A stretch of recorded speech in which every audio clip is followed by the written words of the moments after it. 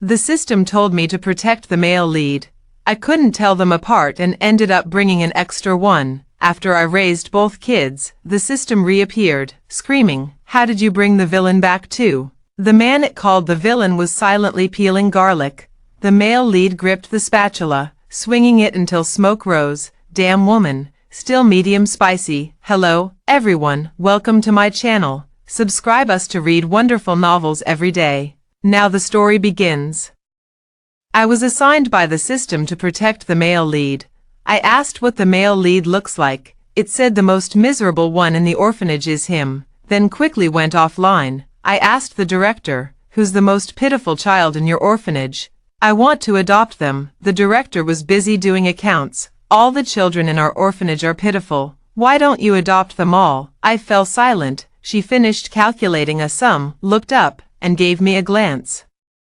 "You're too young to meet the adoption requirements," I said. "Don't worry about it. I have my own way." She pointed over there. "Like selling vegetables. Pick for yourself." I walked around in a circle. Some cried over losing a front tooth, some over fighting for a doll, and some over torn pants. Everyone seemed to be in a miserable state. After another look, I identified the two most pitiful ones, a head shorter than others, forced to crawl between someone's legs, pale skin, short legs and a small body, with a red nose full of snot. Another one sits in the corner. No matter how others throw stones at him, he doesn't react or dodge, his face covered in blood, which is more tragic. I can't quite compare. Might as well take one in each hand and go to the dean. I want both. The dean didn't even look up. Follow the procedure. The one coming to handle the matter wasn't the system, but another colleague. He had asked for help. I asked the colleague what the system was up to. They said it was swamped with work, busy getting promoted, and probably wouldn't be back for over a decade in the small world's time flow. I said the money wasn't enough to get by, and asked them to send more. Or lend me some first and have the system pay them back later. A colleague said it's not possible. He's been in a relationship recently. Then I took the 400,000 and moved into a 50 square meter old, dilapidated apartment with 2 kids. Originally, there was $1 million, but 600,000 was spent on buying the house. We just moved in and haven't done anything yet. Chasel said, "Maybe you should just send us back." He was the kid with the runny nose, and the other one covered in blood was called Luke. Both were 6 years old. I said that wouldn't do at all, and with great bravado, I slapped a pile of loose change from my pocket onto the table. "Follow me, and you'll live the high life." That very night, we had hot pot, as it turned out. Chasel took one bite of cabbage and was so overwhelmed by the spiciness that he covered his mouth, coughing violently. I laughed at him while stuffing a piece of beef into my own mouth. His face changed dramatically. "Ugh, I shouldn't have bought it just to save money."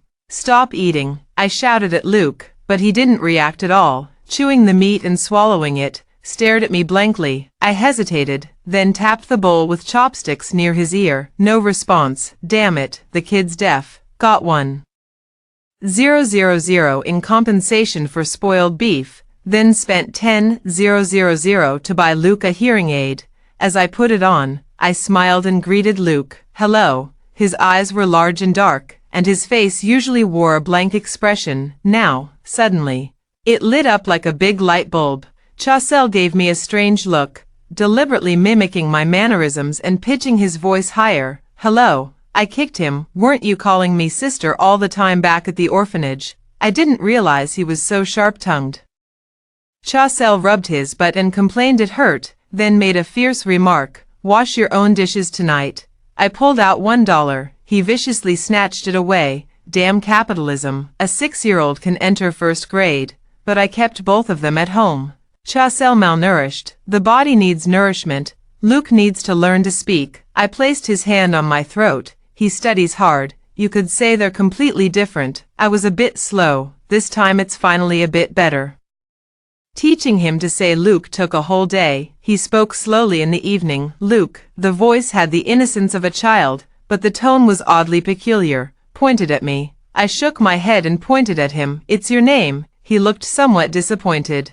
I picked up the calendar, circled tomorrow, and pointed at myself. He laughed. Then I circled the day after tomorrow and pointed at Chasel. He nodded. Chasel was displeased on the side. What does nodding mean? Playing favorites, Luke. Luke ignored him. Chasel shouted loudly, Luke. No response. He patted my shoulder. Your teaching today was in vain. I rarely get serious. Shaking my head. He's just started learning. With low language resolution, he can't discern you calling him. I specifically looked it up. Deaf individuals aren't the same as hearing people just by wearing hearing aids. The devices only help collect and amplify sounds. Being in a silent state for a long time can lead to poor comprehension and low language resolution. You can hear but not understand. It's like suddenly placing someone who hasn't learned English in a foreign language environment. You know they're speaking, but you don't know what they're saying. These issues can be improved through specialized language rehabilitation training. I explained to Chasel in a flood of English. Do you understand what I'm saying? He shook his head. I was just speaking a foreign language, you heard it, but didn't understand, right? He looked thoughtful. I got it. But you just kept repeating one word over and over again, after teaching for several days with no progress. I finally sent Luke to a speech therapy center every day. I shuttle him back and forth on my electric scooter. He's very well behaved, showing me what he's learned every night. The wounds on his face have scabbed over, his expression earnest and serious. Super adorable. Sometimes he seems eager to show off, chattering away non-stop. Absolutely hilarious, but I couldn't laugh in front of him, so I pulled him into my arms and trembled with laughter where he couldn't see, gently patting his shoulder. It means, take your time, it's okay. Chasel always gets a sour tone at times like this, really willing to spend money for him. I shot him a glance. Did you think my chicken soup was free? A free-range chicken costs 200 yuan. But he spends thousands every month. How could he be as thrifty as me? Chasel lowered his eyes, his expression unreadable. I thought he was complaining that I didn't spend enough money on him, which was frustrating. Is my money blown in by the wind? All right, that's true. But teenagers eat their parents out of house and home. And only when you spend 400,000 do you realize how quickly it disappears. In a few years, I might just find myself a sugar daddy. Chasel looked up again, his expression returning to its usual annoying self. You're so ugly, who would want you? I immediately stood up and chased after him. After all, I'm drop-dead gorgeous. The kind that makes fish sink and birds fall. Flowers bloom when they see me. You little brat, itching for a beating if you go a day without getting disciplined. The next day, Chasel seemed to get back at me by catching a cold. He was already in poor health, and the illness hit him hard. I stayed by his side for 2 full days without leaving, even ordering Luke through a one-to-one delivery service on the platform. After 2 sleepless nights, I finally managed to bring him back home. Her face was still flushed red, incredibly quiet, eyes closed, but eyelashes trembling, clearly not asleep. I sighed. Chasel, who told you that self-harm is how you get attention? The child's body stiffened for a moment, eyes tightly shut. I pulled the person into my arms. This method only works on those who care about you. Those who don't will ignore you no matter how much you hurt yourself. For the former, her pain is your pain. For the latter, no matter how much you suffer, she won't feel a thing. There's a better way for those who care about you. Just stand right in front of her and say you've been feeling a bit neglected lately, then ask her to hug you. Don't kick the blankets off next time. He finally couldn't hold it in anymore, opening his eyes. Tears dripped down as the corners of his eyes turned red. Aren't you angry? Why should I be angry? He tightened his embrace and looked up at me. Teresa, you spend 4 hours a day with Luke, and less than an hour with me. He gets your hugs every day, but I don't. I don't care. You have to be fair. I patted his head. It's my fault. I'm sorry. Chasel, he buried himself in my arms, still sniffling. I didn't want to cry. It just happened on its own. All right, but Chasel, you won't get paid for doing the dishes for the next week. Can we do it for 50 cents? No, bad woman. This illness has also served as a wake-up call for me. The 2 kids need to start exercising. I was very serious the night before. At 7 in the morning, we'll go for a half-hour run in the park downstairs. Discipline equals freedom. Luke nodded obediently with a serious look on his face. I'm not sure if he understood. But he nodded every time I spoke. No idea who taught him that. I reached out and touched his hair. It had been completely shaved due to previous head injuries, and now the short regrowth felt prickly against my fingers. Chasel crossed his arms and sneered. Can you get up tomorrow? Of course, don't underestimate me. But the next day, it was as if I got up without really getting up. I ended up sleeping on a park bench, claiming I was helping them count how many laps they ran. I don't know what happened after that. Summer is approaching, and the morning breeze is so cool and comfortable. Chasel stood in front of the chair rolling his eyes. Luke reached out his little hand and placed it under my nose. Chasel glanced at Luke, the fool. She's just asleep. Luke remained completely unaffected, withdrawing his hand with a relieved sigh. Chasel stepped forward and shook me awake. I was dazed. Did you finish running so quickly? He slightly turned away, unwilling to speak.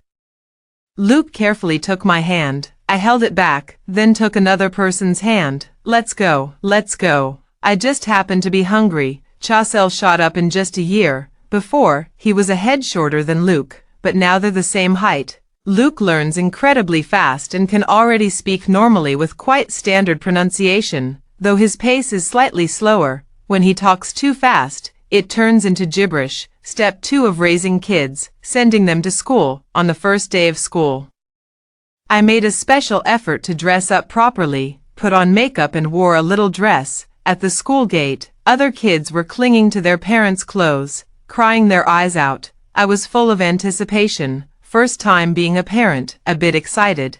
I even prepared tissues to wipe their tears and snot. Chasel just scowled and reminded me, don't order your trendy local takeout. Go eat at the restaurant. Luke followed suit, tugging my hand, speaking slowly with a serious face. If a stranger knocks, don't open the door. I know, forget it. I can't tell which one is the male lead. They both seem like it to me. The male lead is still different. Huh. I picked up my phone and took a selfie with them. First day of school, yay. Finally, the two of them went in. I wasn't in a hurry to leave either. Instead, I walked further into the school. I needed to find the homeroom teacher. Some say, no pain, no gain. But in my view, enduring hardship serves those who are already on top. Since the system requires me to protect the male lead, I'll make sure his life is sweet from start to finish, sweet forever. Chasel has a sharp mind, making things easier. The only thing I'm still worried about is Luke's ears. Although he speaks almost as well as a normal person now, I still don't want other children's innocent remarks to hurt him. What should I do? Try to pull strings with the teachers, asking them to call on Luke less often during class, preferably not at all. Luke isn't as sensitive as Chasel, and wouldn't notice anything. I bumped into someone in the hallway, a woman in a suit skirt and high heels, carrying a gift. I thought it was some teacher until she made eye contact with me and spoke. You must be a parent too. I saw you at the gate just now dropping off your child. You look so well maintained, like you're in your early 20s, not at all like someone who's had 2 kids. Thank you. I'm 18 this year, I replied with a polite smile. How outrageous, so early. Oh, it must be my sister. I nodded with a face full of black lines, expression of exasperation. But then she started chattering away. I just observed, out of all the kids, only yours and mine didn't cry. My kid is always smart and sensible. She just asked me, Mommy, why are they crying? Isn't learning knowledge supposed to be joyful? Don't you think that's amusing? Our kid could recognize over 500 Chinese characters and more than 100 English words by 7 months old. And she even knew the names of all our family members. He's been saying kindergarten is boring since day 1. He already knows everything the teacher teaches. I listened quietly. My apologies. Turns out I'm in the presence of a prodigy's mother. After her enthusiastic bragging, she finally turned her gaze to me, with a hint of probing in her eyes. Your child seems quite smart too. Must be a quick learner. I cleared my throat lightly, pretending nonchalance. Just average, really. Just capable of achieving sub-millimeter precision control in team competitions, forming Fibonacci spiral aesthetics with movement trajectories. demonstrating quantum Darwinism characteristics in adaptability. Instantly completing quantum collapse of strategic branches when facing emergencies, and leading 4 adults to perfectly defeat another 5 adults while being named MVP. She looked utterly bewildered, her expression clearly unsettled. I straightened my back and walked confidently into the office. If what that colleague said is true, and the system won't be back for years, my wallet won't be able to hold out, so I went back to my old profession, becoming a game streamer. There are many reasons why you can make money with traffic in this industry: great skills, good looks, sweet voice, plenty of jokes and a great atmosphere. I do know how to roast people. Teammates are noobs. Me, is it a vegetable garden or delivered? The vegetables are delivered as they are. The other side said they don't take apprentices. Me, what industry are you in? Postpartum care for sows. The marksman said the trash support wasn't following him. Me, can't you shoot without assistance? After one live stream session of roasting people without repeating insults, my fresh and lively account gained 500 followers and earned $200. I don't have grand ambitions anyway. Making enough for meals is about right. Since you can't take this money with you after completing the mission, while still discussing with the pork vendor about which cut of meat to choose, the homeroom teacher's call came through. You little brat, calling parents on the very first day. All right. Actually, I'm not that angry. I have faith in them. They must have only fought back after being bullied. To establish a don't mess with me image, I went with smoky eyes, a leather jacket, mini skirt, and knee-high boots. I've already made up my mind. The other parent confidently said it takes 2 to tango, so I slapped them and asked if that was loud enough. Upon arriving at the scene, I realized I might have misunderstood the situation. It was the mom from this morning.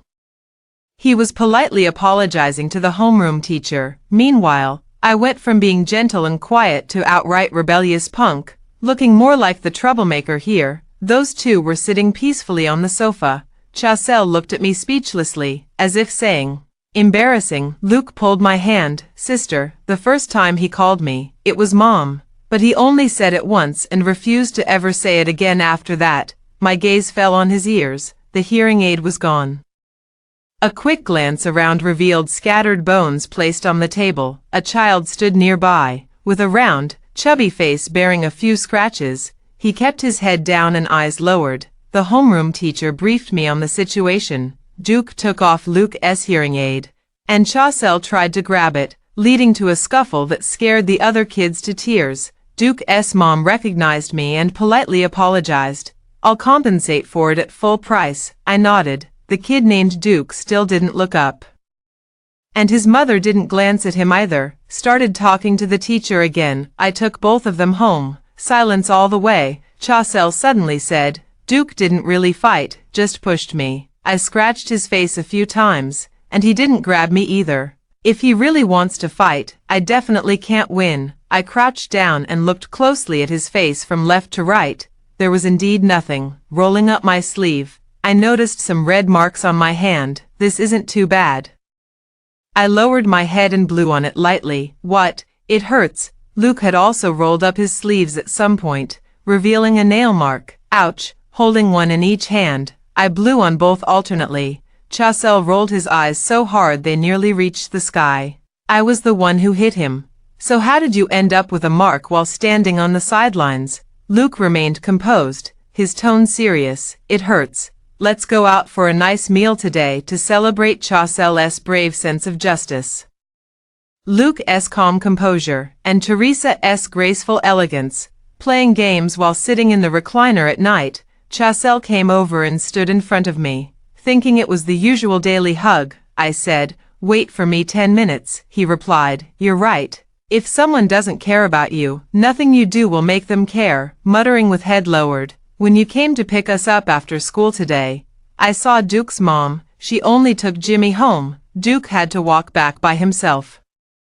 He even wrote an apology letter to Luke." Chasel shook my hand. Luke also came over. "What are you talking about?" Chasel released his grip and stared at him. "Our secret." Luke the child fell silent and walked away. I was in the middle of a team fight and didn't notice anything. While sleeping, Luke stood by my bed and startled me. Sis, I want to have a secret with you too. I patted his shoulder. What secret? Chasel said he has a secret with you.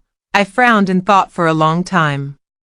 Was it about him pretending to be sick? But he said it's embarrassing and won't let me tell anyone. What kind of secret do you want to have with your sister? Luke thought for a long time. I'll owe you for now. I nodded casually and ruffled his hair. Okay. Go to sleep now. Can I sleep here? No, Duke is visiting our home. I'm not very surprised. Setting the table. I regret not ordering takeout today. After all, my cooking skills are really not that great.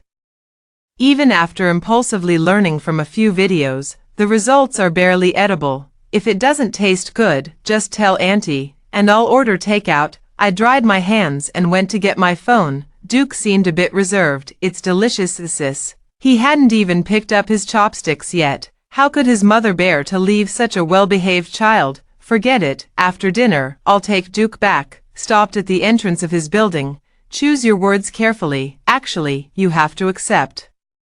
Some parents just don't love their children. If you can't get it no matter what, don't cling to it. It's exhausting for you too. Live your life well, and give yourself plenty of love. I'm not sure if children can understand these things. Duke pursed his lips for a long time before looking at me and speaking again. I know. Tears glistened in his eyes. After all, you're still young. It took me a full 18 years to understand this truth. Don't be so pessimistic. You can call me Mom, ha ha ha. Raising one is raising two is raising, one more wouldn't hurt. Come visit us at home more often. Duke looked at me and nodded heavily, hesitating before speaking. Don't tell Chasel and Luke. Life had been so comfortable that I was a bit dazed when the system arrived. Of course, the task is the task, and I proudly showed my results to the system with a heart full of pride. The two kids grew up like bamboo shoots, fair and clean, looking like child models the moment they changed out of their school uniforms. No, wait, they've already outgrown the age for that. Things like gloom, darkening, or inferiority complex, non-existent. The electric current kept buzzing incessantly. I said, System, your equipment is so outdated it needs fixing. The system replied, that's the sound of my rage. What the hell? How did you bring the villain back? I was stunned. Which one? Didn't you read the document I sent you? The script is clearly written. I bolted upright from the couch. What script? You never gave it to me. The system fell silent and vanished again. Only after a while did I receive the file in my mind. Is the esports god chasing his white moonlight today? Opened it for a look. Male lead, Chasel. Female lead, Selena. Villain, Luke. Is this my fault? I sneered. The damn system just dropped a line about me protecting the male lead and left. What could I possibly know? This is its mess, not mine to clean up. The script says, Chasel was adopted by a middle-aged couple, but not long after. The couple had a new child of their own, originally deprived of affection, and due to that child's instigation, Chasel's life became increasingly difficult. Lacking love was bad enough, but later, even the basic living expenses started to run short. At a young age, he took on part-time jobs, doing all kinds of work. While helping others with game boosting, he accidentally discovered his gaming talent and was recruited into the youth training camp. With his extraordinary skills and strikingly handsome appearance, Chasel became a highly sought-after esports idol. The female lead, Selena, is a newcomer in the entertainment industry. In high school, she unintentionally helped Chasel, becoming the white moonlight in his heart. The two met during a collaboration, attracting countless shippers. Selena's rise to fame began from here. As for Luke, due to his hearing impairment, he had been staying in an orphanage. Later, when the orphanage faced financial difficulties and closed down, he entered society early, struggling his way up to become a gang leader. It was also because of the female lead's accidental help that he fell in love at first sight, quietly clearing obstacles and providing resources for her behind the scenes. After finishing the script, I turned to look at the kitchen. Chasel, who should have developed a cold and melancholic temperament, was instead enthusiastically wielding a spatula to stir fry. Noticing my gaze before turning to look at me, Still medium spicy. I nodded. Spicy, spicy, spicy. Might as well kill you with spice every day, he grumbled, deftly picking up the chili jar. Meanwhile, the ruthless and brutal gang boss silently peeled garlic nearby, with freshly washed water spinach beside him. What gangs or underworld? Luke gives up his seat to help others cross the street, and even saves empty bottles at home for the old man who collects scraps downstairs. The system came back online at some point, frowning at this scene.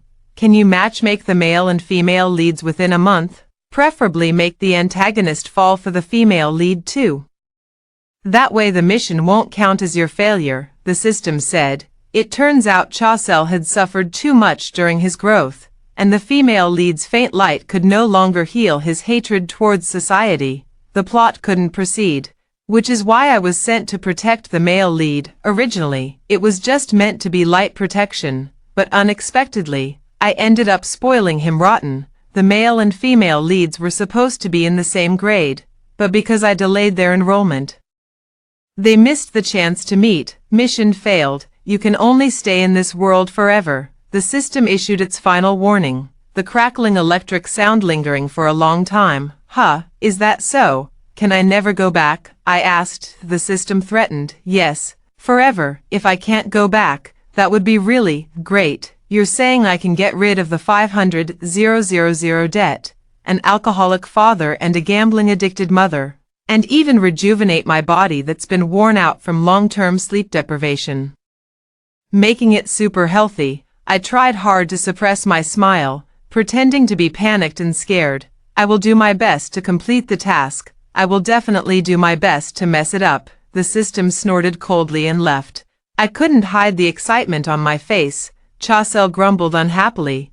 Are you this happy about attending Luke's parent-teacher conference? The fish that was almost in my bowl took a turn and ended up in his own mouth. After they entered high school, they chose different subjects and weren't in the same class. For parent-teacher conferences, I could only attend one at a time, so the other would have to wait until later to meet with the teacher. For fairness, we take turns one by one. And this time it happened to be Luke's turn. Luke served me some food, gentle and obedient. Eat, sis. Chaucel slammed his chopsticks. You green tea bitch. Luke turned a deaf ear. I coughed to stop their daily squabble.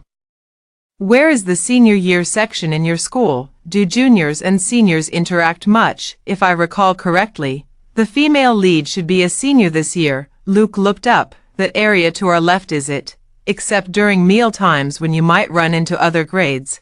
Otherwise you won't. Chaucel glanced at me. Why are you asking? Got your eye on some senior? They're in the final sprint now. Better keep your thoughts to yourself. Of course not, just asking. I took a bite of the water spinach.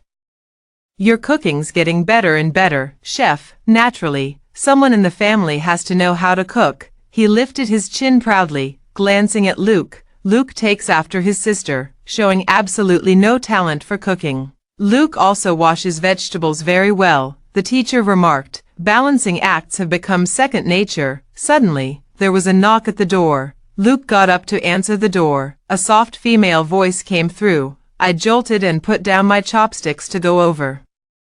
Is this Chaucel's place? I've washed the clothes and brought them over, the girl said with a gentle smile, her face delicate and pretty. I got the address from a classmate. I hope it's not too intrusive. Thanks to the protagonist and antagonist's outstanding looks, their home addresses are no longer a secret, with female classmates frequently coincidentally running into them downstairs. Because of the system's sudden appearance today, I pretended it was unintentional. What's your name? My name is Selena. Got it. Oh hey, Selena, we just finished cooking. Have you eaten yet? Come join us for a meal, I warmly invited. Let me see if the male and female leads have sparked any chemistry, so I can ruthlessly crush those budding feelings. Just kidding, no thanks, I've already eaten, sis, Selena replied with crescent moon eyes, handing me the clothes before leaving. I really just came to deliver the clothes. I asked Chaucel what happened. He took the school uniform and casually tossed it onto the sofa. She bumped into me during lunch, spilling soup on my clothes. She offered to wash them, but I said no need. She kept following me, so I got annoyed and just took them off for her. How could it be annoying? I probed. Don't you find her kindness, beauty, determination, and strength particularly charming? Chaucel frowned, the word no on the tip of his tongue, but then he glanced at me and his eyes shifted. She is indeed quite beautiful. I was startled, inwardly marveling at how powerful the plot truly was. No high school students are allowed to date early, I emphasized. The handsome young man raised an eyebrow. Haven't you always argued that there's no such thing as early love in the world, and that when love comes, you should seize it? I avoided his gaze. Focus on your studies. The final exams are coming up. Luke had already finished his meal and tugged at my hand. I'm not in a puppy love. For the sake of my future happiness, I secretly observed for quite a while to confirm there really didn't seem to be any signs, which slightly eased my mind, and thus began my journey of pretending. After figuring out Selena's schedule, I often accidentally bumped into her to make my face familiar. Delivering review materials and such, when the system arrived, I had just given the extra cup of milk tea I bought to Selena. The sound of sizzling electricity again. Is this how you complete your mission? How did the favorability rating turn negative? I widened my eyes in disbelief. How could this be? The system sneered, but their favorability towards you has reached 60%. It's about boosting their favorability, not yours. The system's voice was like the whisper of a devil. Mission failed. Immediate punishment. Everything suddenly went black before my eyes. The last thought in my mind was actually, thank goodness I told them both the bank card password. Cold and hungry. Damn it. I thought I'd returned to the original world. Opening my eyes, I realized I couldn't open my eyes. I was blind. Holy shit. This system is vicious. Failing a mission deserves such cruel payback. Groping around, I then discovered my hands and feet were short. I was in a child's body. Kid. My eyes can't see yet, but the system is leading me down a dead end. It took me a while to react before I could hear the noisy commotion around me. An adult impatiently tried to maintain order. Stop making noise. The place I'm stuck in is an orphanage, dirt poor, where every meal is just plain steamed buns. But I, Teresa, am not one to yield to any adversity. With a sweet tongue, she charmed everyone at the orphanary into complete submission. The little tyrant threw a tantrum. You're so amazing. Just like the heroes on TV. Are you here to protect us too? The little crybaby wailed. Did something upset you? You can tell me. We'll always be good friends. I praised the cook, complimented the headmaster, and sweet-talked everyone I met. Successfully scored myself an extra half of a white steamed bun. Although I'm the most well-behaved, no parents have come to adopt me yet. Because of my eyes, I suddenly really want to ask Luke, did you ever cry during those days? Why do I feel like crying every time I hide under the covers? All my efforts came to nothing. The orphanage closed down, and the children were sent to other orphanages in small groups. I was handed over to another director by the head of my orphanage. She was also a woman, and her voice sounded familiar somehow. Please find me a good family, I said earnestly, looking up. The dean was still laughing when an urgent voice came from the doorway. I come from a good family. I began to doubt my hearing. The voice sounded familiar too, of course. My attention was quickly diverted. Just leave like that. Don't they even check the adoption qualifications? I'm starting to worry about my own future, until I heard the sound of the car. Bentley, oh my God, understood. I pretended to be well-behaved the whole way, sitting quietly and properly. There was a driver in front, and I could sense him on my left, not touching me, but his eyes never left me. Isn't this the perfect opportunity to cozy up to someone powerful, Dad? I said, and the other end jolted so violently I could feel it through the line. Are you going to be my dad from now on? He just touched my eyes gently, his voice deliberately softened. Just call me brother. His fingers were trembling. With so much money, my eyes should be saved, right? I don't want to go blind. Moving into a mansion. My bed is so big, I'm as excited as a dog eating shit for the first time. Rolling around, and accidentally falling off, only to be caught. I made some food. He fed me bite by bite. Finally, it wasn't just steamed buns. I clicked my tongue in amazement. Delicious. He didn't say anything. I guessed he was nodding. The sugar daddy is always busy with 1,000 things to do and probably isn't home much. I'm left alone at home to play. And the servants tell me not to wander around. What a joke. How can a blind person like me wander around? I really feel like tearing the system to pieces, cursing it to never complete this world's mission and to fall from its official position as soon as possible. Life as a blind person is truly exhausting, waking up without knowing what time it is, unable to see the sky, unable to see the clock, and having to wait for someone to call me, going to the toilet, not knowing how far away it is, bumping into the toilet, and not knowing if I've wiped myself clean. It was even worse at the orphanage. I would step into holes and fall. It took me 55 falls to get familiar with a small orphanage. With such a large villa, I don't know how many more times I'll have to fall. The house was quiet as I slowly descended the stairs, miscounting the steps, about to fall again, when I was caught in an embrace. I'll take you away. The palm was large, slightly calloused. This was a very familiar phrase. I'd heard many people say it before. The first one to say this was my father.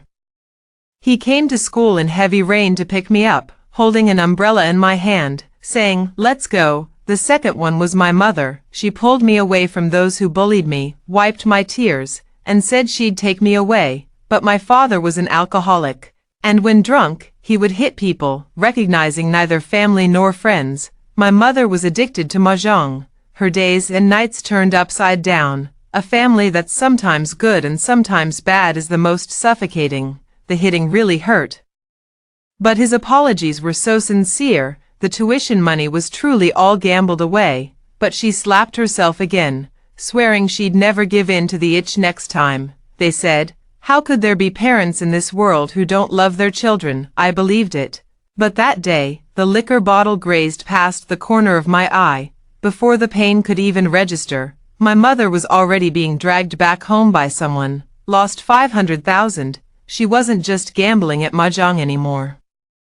My live stream had just gained some traction, and I'd saved a bit of money. Ignoring the blood on my face, I went looking for the card. In the end, she was kneeling on the ground, trembling uncontrollably. I took it. It was losing all my savings.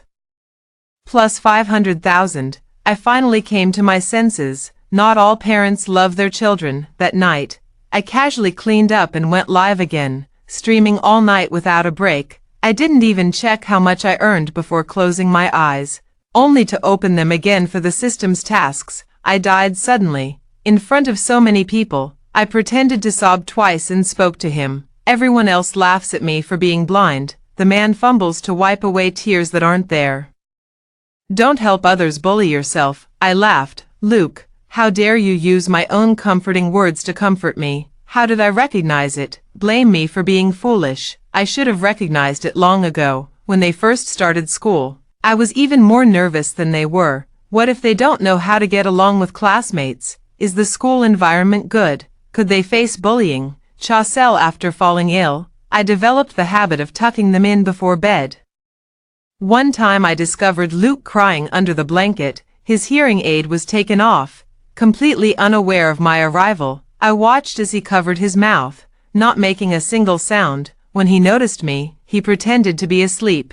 I picked up his hearing aid and put it on for him. "Why are you crying?" He held it in for a long while. I asked if his classmates were laughing at him. He nodded, using both his hands and mouth.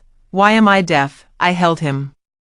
No talk about how disabilities are because God especially loves your fragrance. That's just bullshit. I said, "Don't help others, bully yourself. The world is your own. You can choose to let someone in or not.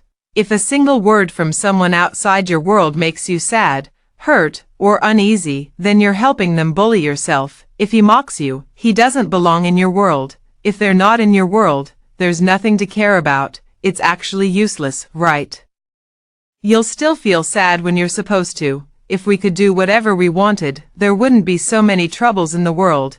I touched Luke's face and felt the stubble. "How old are you really this year?" 25. "Damn, this damn system." "Chaucel, he's doing well. For now, don't tell him you're with me, okay?" I tilted my head. "You still owe me a secret, remember, this is our secret." I asked Luke what he did to earn so much money, living in a big house and hiring servants.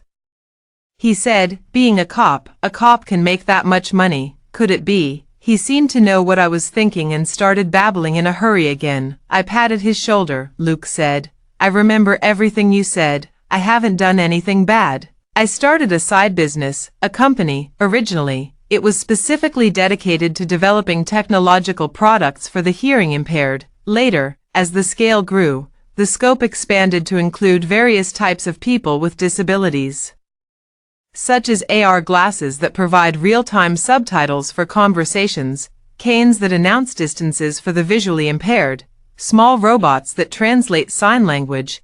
Luke went out to find a doctor for me. I'm lying at home wearing his company's new product. It's a talking AR glasses. It automatically tells you what's ahead and how many meters, when to turn, obstacles, and so on. Pretty convenient. While I was eating fruit, the glasses spoke. A male is 100 meters ahead. The announcement means the other person has been staring at you for quite some time. My grip on the bowl tightened. I haven't even had a few good days yet. I was just about to shout when the other person shouted first, perhaps finally getting a clear look at my face. He grabbed my arm. What's your mother's name? Where is she? How is she doing? Before I could even speak, his tone grew intense. Who's your dad? How did such a big kid suddenly appear? What are you doing at Luke's place? Is the thing he's been sneaking around hiding recently you? Suddenly thinking of a certain possibility, voice cracking. Your dad couldn't fucking be Luke, could he? He actually did this behind my back. I knew that guy was up to no good. The other person seemed to be on the verge of a breakdown, their breathing extremely erratic. I almost suspected they were about to roll on the ground, jump up, and start screeching like a monkey. Calm down, I said helplessly. He roared a few more times. You're so filial. How is your voice exactly the same? Chasel stole me away. The destination seemed a bit small. Only when I touched that sofa did I remember this was the house I bought, because the space was small. Chasel, I could still hear every word clearly even when he lowered his voice on the phone. The person across was scolding him, and he irritably ran his fingers through his hair, saying, I was just stating the facts. I'll hold back next time. After hanging up the phone, he patted my head. Dad has something urgent to deal with. Wait for me for a while. What would you like to eat tonight? I'll bring it for you. Me, you're really making yourself at home. Not long after he left, my glasses started talking again. There's a woman 10 meters ahead. I'm tired. Just end it all. She probably hired a private detective or something. As it took less than a minute from picking me up to closing the door, the pleasant scent of jasmine. I know who it is now. Selena is soft all over, and holding her feels very comfortable. Little one, where's your mom? Her tone was filled with sorrow. Where did your mom go? I still owe her a milk tea I never got to treat her to, she murmured to herself while driving. I can't complete this damn system's mission anymore. Where's your mom? I want to go find her. My ears perked up. System, you have a system too. Heh heh heh, I've finally caught you. There's a communication channel between the system and the host. It must have completely abandoned me and doesn't believe I can cause any trouble, so it closed that channel long ago. But there's still the one between